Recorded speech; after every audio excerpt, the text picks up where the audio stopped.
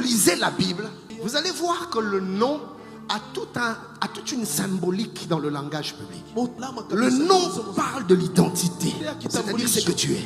C'est pourquoi pendant des années, après avoir été usurpateur, après avoir été voleur, après avoir été supplanteur, Jacob, le jour où il rencontre Dieu, la première chose, Dieu change son nom. Pourquoi? Parce que son identité devait changer.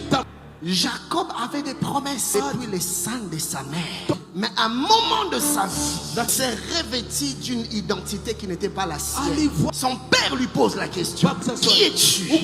Il dit: je suis Ésaü. Mensonge. Mon frère, tu n'as pas besoin de mentir pour percer. Il dit: je suis Ésaü. Et le père le bénit. Père le bénit. Il le bénit. Il avait reçu la bénédiction. Mais la bénédiction était inopérante.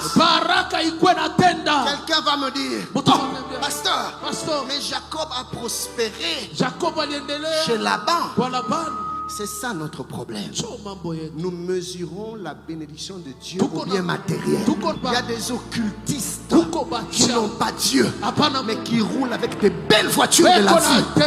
Qu'allons-nous dire que Dieu les a bénis? Non.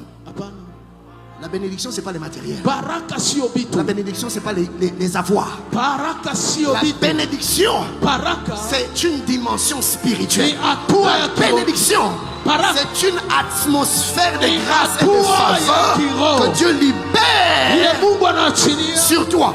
Et la bénédiction de Dieu fait que quand tu arrives dans un environnement, même tes adversaires commencent à travailler en ta faveur. Ainsi qu'il est écrit: quand Dieu approuve les voies d'un homme, il dispose favorablement à son égard, même ses ennemis. Si il avait été béni, pourquoi ce jour-là, à Péniel, devant l'ange de l'Éternel, il dit: je ne te lâcherai pas si tu ne me bénis pas.